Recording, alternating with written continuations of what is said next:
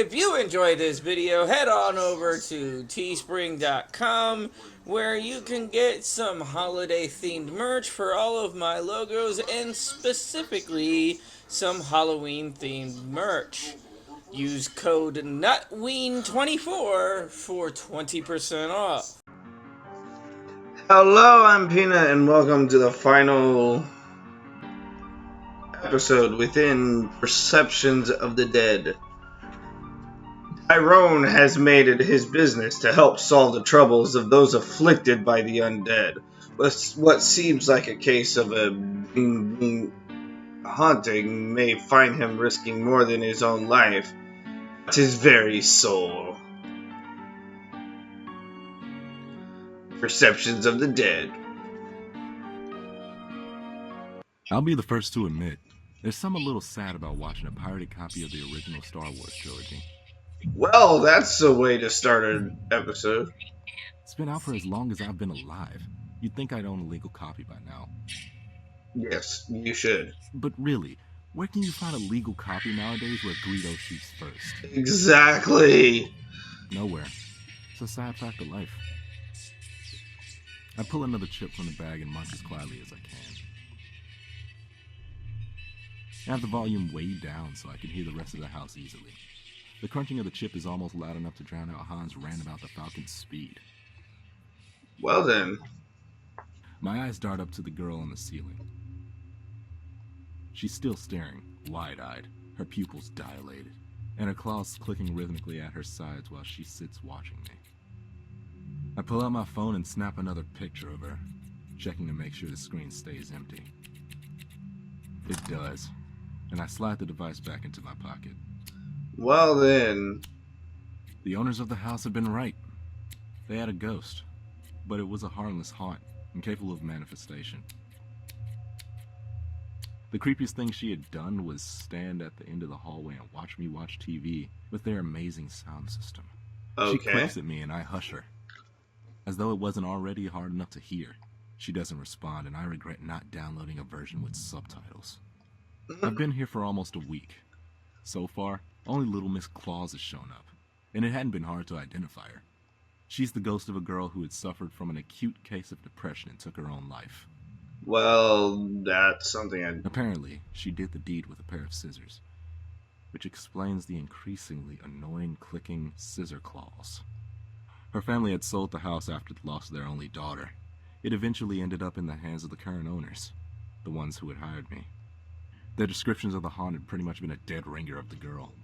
They had, of course, complained of cold spots and objects disappearing and reappearing elsewhere, but odds were high that they were misplacing their own stuff and giving themselves the chills. Same way any scary movie can. For the chills, I mean. Okay. Good old-fashioned forgetfulness explains the moving stuff. Okay. The girl keeps at her clicking. Her bloodied claws are writhing as she stares, sitting on the ceiling as though she had chosen to break a few laws, starting with gravity. Let's talk to this ghost. Answer me a question, ghost girl. Why does everyone who's dead seem to have black hair? I mean, really? Do gingers actually lack a soul or something? Wow. Before she has a chance to answer my question, a knock comes from the door. Hello! Someone called the cops on me again. I'm gonna give them a goddamn reason to. I'm not an effing squatter. I was hired to be here. I free myself from the ensnarement of the amazing plush furniture and trudge to the door. Throwing it open, I find someone new. You're still here. Hello, sexy lady. Yes, I am. I'm still working. Well, not right now, actually. I'm taking a break while some things are settling. And, you are? You know, most of the other neighbors think you're a squatter. I grimace. Yeah, I know. I've had to talk to the police twice already. What are you even working on? I thought that they were done with renovations months ago. Let's tell the truth. Yeah, like I'd do something as psycho as that.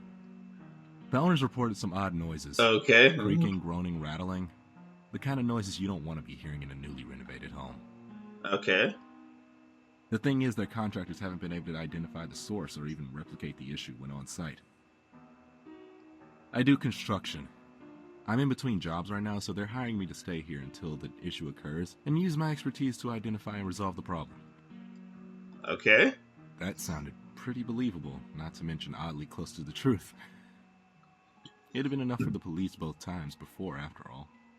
Okay. Well, that and a Skype chat with the actual owners. That makes sense. So, what, you're sleeping on the floor waiting for the noises they were reporting? Yep. I don't have to sleep on the floor, considering it's fully furnished. You don't think it could be the ghost that's rumored to haunt this place? I forced Maybe. a snicker, and she immediately Yeah, I'm not the superstitious type. Everyone knows ghosts aren't real.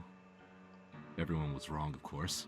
But I wasn't going to admit that right now. Yes. Look, I didn't... Though if it's a long-standing rumor, it might have been something to do with the foundation. Do you know how long this building has been haunted? She flushed further and bit her lip. What was she doing here? I think she An likes ghost hunter, me maybe? because I'm black. I don't know. That might I have don't something know. to do with At it. least 10 years. That's when my family first moved in over there. She points to what was, more or less, a mansion across the street and a few houses down. Not that any of the other houses were less impressive. This was kind of a high-end neighborhood, which was a large part of the reason I had met law enforcement twice already. Yeah. I suppose I'll have to go Because back I'm there to black. with my level. See if I can find anywhere that may hide a seam in the foundation.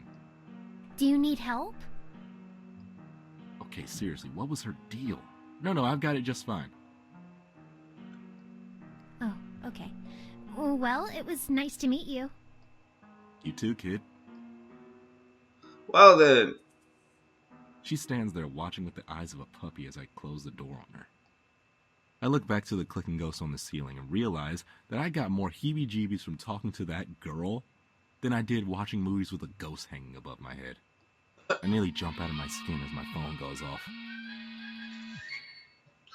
Okay, that was in the right ear, so I thought my phone was going off. I don't know why.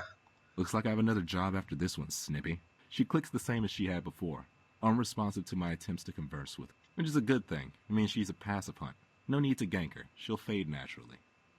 Okay. I answer my phone and wait for the words. There's a moment of silence. Is this the boy in the Dylan's house? How did you get my I recognize number? her voice immediately. I hang up. Her knock falls not a moment after. I heard your phone ring. You answered at exactly the same time. Maybe she had gotten my number somewhere, caller ID or something in the house. Maybe she didn't realize the significance. How did you get my number? Well, way to maintain an air of mystery. Huh? Aren't you supposed to have some line like la la Fatagan or something?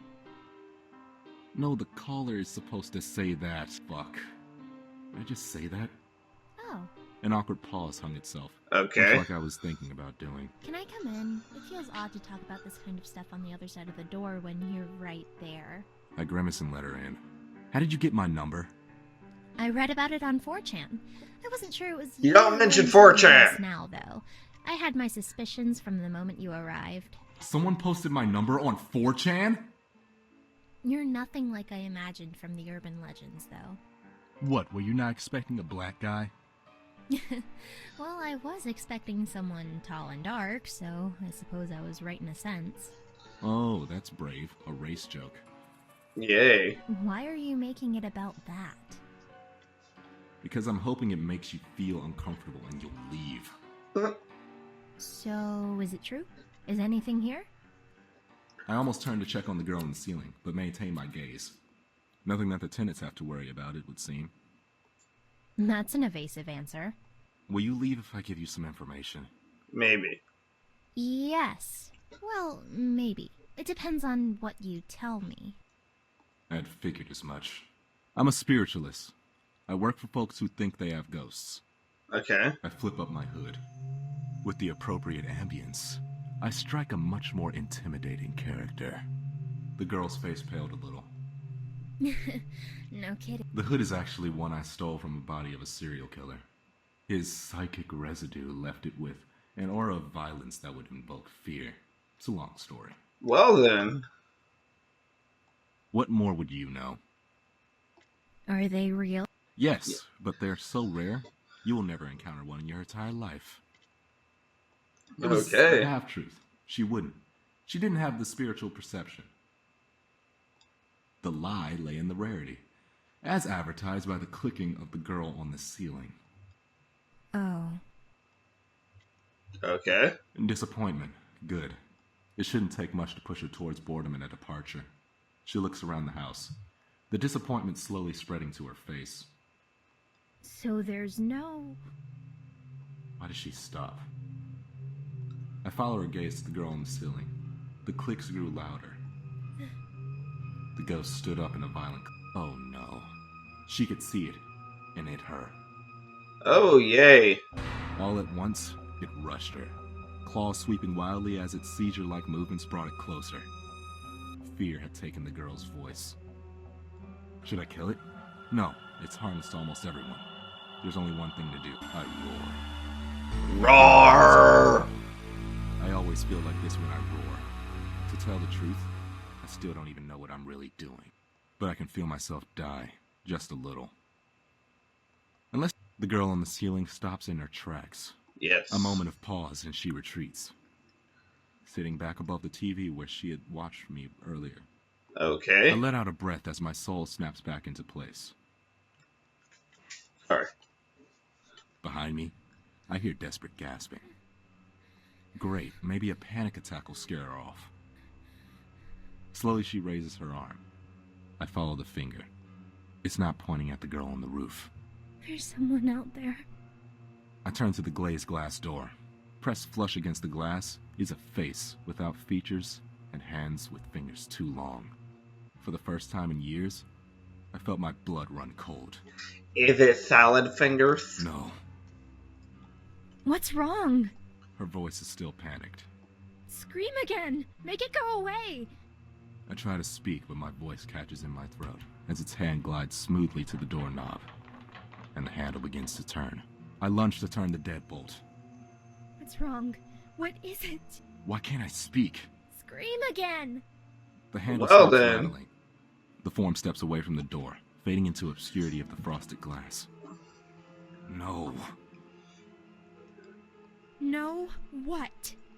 She was in shock. It was a defense mechanism.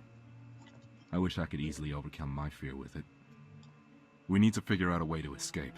I had Yes. grown complacent. Even the most violent specter I'd encountered as of late had never actually threatened my life. Okay. Why can't you deal with it? Why are you scared of it and not the woman with bladed hands? That's the thing outside. I call it a slender. It's a I don't know Slenderman. what it is. I don't know if there's more. Slender? You call it a slender? Like Slender Man? I knew it. I nod, watching for movement outside the door. The last one. I wince just thinking about it. I've only ever met someone like me once. It killed them. It doesn't obey any of the rules.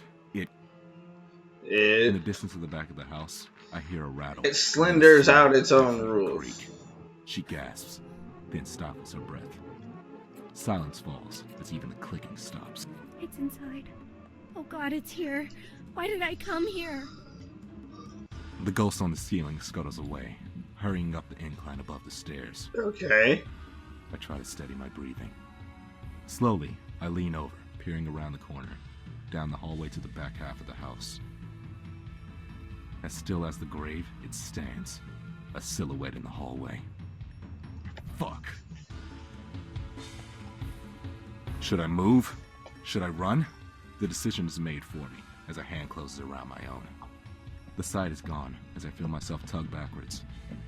I turn, following the girl from across the street up the stairs. Why are we going upstairs? There's nowhere to escape from there. It's too late to change my mind. Typical horror movie. Behind me, at the foot of the stairs, it stands, still as stone. Run! I flee, retreating to the safety of the master bedroom, locking the door. What was I thinking? I should have just kept running. Why did I stop? Why did I think you would be different than anyone else? What? Wait, what do you mean, little girl? I thought you were strong. I mean, you are strong, that's obvious. You were able to travel so far. I just took a plane. Jesus, you're that strong? You can keep up that level of manifestation long enough to fly on a plane? I mean, I can appear within 10 miles of where I died, compared to the boy that those creatures devoured. Wait, what? What are you talking about? I've never met a ghost as strong as you. I'm not dead. Abruptly, she stops in her tracks. Are you kidding? How can you be so strong and not realize you're dead? I'm not dead. Okay. I'm thinking I'm gonna end this here because it's strange and unusual for him to have a reaction like that. That being said, this one's getting good. I like this one better than the ice cream truck one. So, that being said, if you like this video, hit that like button, hit that subscribe button. Always remember to keep on ranting. Hello and welcome back to Perceptions of the Dead. This specific episode, the character I am, Tyrone, is allegedly dead already, but does not realize he's dead. So we will figure out if I am actually dead or not. Look, it doesn't matter what you think, because in a moment that thing is going to come in here. She grimaced, Holding back tears. It's going to come in here and kill me again. I'm not ready for that. Dying once was bad enough. For a moment, the veneer fades and I see her, bloodied and bruised. She looked like she had been hit by a truck. You're a ghost? Splinters hit my shoulder. I whirl around, finding my blade in motion, as fluid as only practice can provide. The creature fills the doorway, like a tombstone, and then it moves. Like oil sliding across a hot pan, the creature sidesteps me, ignoring me. It approaches the girl, and I hear her scream. I scream, reality becomes a blur, and I bring around my blade. Let's aim for the head. It shatters harmlessly against the white flesh, as though it were glass dashed against a rock. I watch in confusion and horror as a seam tears open across its face. Then, I watch it tear apart, unhinging its jaw. It lunges forward, and in a single moment, she is gone. Her scream cut short in a violent swallow. No! No. Not again! I won't let you! Well then. The creature turns slowly, looking around as though confused. I step toward it, and each of my footsteps seems to burn. The creature steps back, still silent as the grave. Okay. I'm lost in what I'm doing. I reach out and simply touch the creature. I'll touch your creature. Waves of light and color wash over the creature, pulse by pulse. The creature's color slowly shifts to match the world around it. And then, it's simply gone. My breathing steadies, and the color fades. Eventually, the world turns pale, normalcy descending. The creature is simply gone. What was that? I looked down, opening and closing my fists. There was nothing left of whatever I had done. Or the Slender, for that matter. I look around the room, impossibly confused. No, seriously, what the fuck was that? I don't know. Am I supposed to know? No. Damn, I hurt all over. Who are you anyway? Tulip. My name's Tulip. Tulip! Can I tiptoe through you? Tulip? Brooks? Yeah? Then who? I turned to watch the scissor girl skitter away. I don't know. She's been here since before I died. I flopped back down, laying flat on the floor, and closed my eyes. Okay, now I'm majorly confused. So is she the girl that committed suicide? My parents' old house is just as I left it. I wonder exactly how much upkeep Marcus has actually been doing. Judging from the lawn, he's at least mowed it in the 4 years since I've seen him. Okay. Fuck, 4 years. Had it really been that long since I had returned home? Wow, you have a really nice place. Yeah. Wait, what? Your place. It's nice. How are you here? Spirits are tied to places they have strong emotional attachments to. That and people? Oh no, don't tell me you're haunting me now. She doesn't reply, only blushing. Great, now I've got Sabrina the teenage ghost following me around. I like that one. I'm 26. You died when you were 16, so you look 16 to me. Silence falls between us. Ouch. Look, just stay out here until I've had a chance to talk with Marcus. I Okay. approach the doorway with more than a fair degree of hesitation. What was I expecting? Her words echo in my head. How can you be so strong and not realize you're dead? It wouldn't be the first time I had encountered a ghost who didn't know they were dead. They would block it out. Their death, their funeral. They would then avoid anything that will remind them of their death. Like their Okay. home. My eyes settle on the front door as it opens, and a larger man steps out. His shaggy, dirty blonde hair is cut the same length as when I last saw him, but his jaw is framed by a neatly trimmed beard. Okay. He's carrying a blue garbage bag. He only takes 2 steps from the door before he meets my eyes. Tyrone? Tyrone? Tyrone? Tyrone? It had been a long time since I'd heard that name. It sounded almost alien. Well Hey, then. Marcus. Holy shit, you're alive! I mean, I kind of assumed you were. I hadn't been kicked out of your place by your next of kin yet. Man, it's so good to see you. I thought you were dead. Why'd you think that? Maybe because you've been gone for 4 fucking years? What the fuck have you been doing? Work, mostly. Well then. I hope you're getting paid buku bucks if you're ignoring your friend for 4 years. My Well, thoughts came to you me. look like a moose. Not really. What, did you join the military? Chicks dig boys in uniform. Is that how you picked up the chick? What chick? The chick that's been staying in your room for the last month? Showed up out of nowhere and just kind of waltzed in. She had a key or something. Not very talkative. I don't bother to answer the question. I step past him, his face contorting in worry and confusion. I would be confused too. I step inside and feel it immediately. The presence of a haunt. I walk towards my room. The door is open, and she's sitting, What the hell? just reading. I don't recognize her, but she's clearly dead. The hair bleeding up the walls and tangling up towards the cow skull are dead giveaways. Oh, man, I'm sorry. Is she just some homeless chick that picked a lock or something? She seemed like she owned the place, so I assume you knew her. She said she was waiting for you, too. Well, apparently, she had a normal-looking outward manifestation. Well I know then. for a fact she didn't die here. And she's been here for a month. Okay, so this is getting interesting. She must be incredibly powerful. Okay, man, your silence makes me think you might know her. But there's something awkward about your relationship you're not telling me, so I think I'll let you two talk.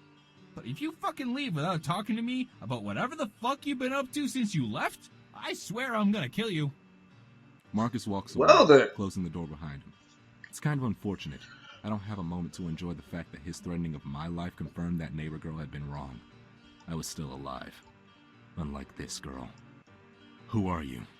Look, I know it's not the best question, but really, I'm a mess. I had been almost completely convinced that I was undead until a couple of seconds ago. Tyrone, I had been expecting something more noteworthy for something like you. Something? I was expecting Damien, perhaps. You should really consider answering one of my questions soon. What? How can someone so powerful not know they are dead? I can feel the hairs on the back of my neck and my forearms rise. Well then. No, I was alive. The simple answer to that is that you're not dead. An anomaly, but not dead. Like, what are you? Unlike you, I am dead. I am dead, and I am happy to continue being so. I like being here. I don't want to leave. Hey, this is my house. Not your house. I mean the material Okay. world. You see, So, am I kind of like Blade but has a ghost? and I've been here Then, I'm more than strong enough to attract the attention of the gnolls. Yes, like the one you killed, or whatever you managed to do to it. Do you even know, by the way? Yes, I can read thoughts. Sorry, I'll stop. I glare. Okay. My name is Ripley. I am a ghost. She grins. And I would like very much to stay that way. Okay. So, you're a ghost? Or is she a ghost? Are you both ghosts? Am I a ghost? Oh man, I knew that chili had gone bad. I swear I'll buy better Tupperware in the next life!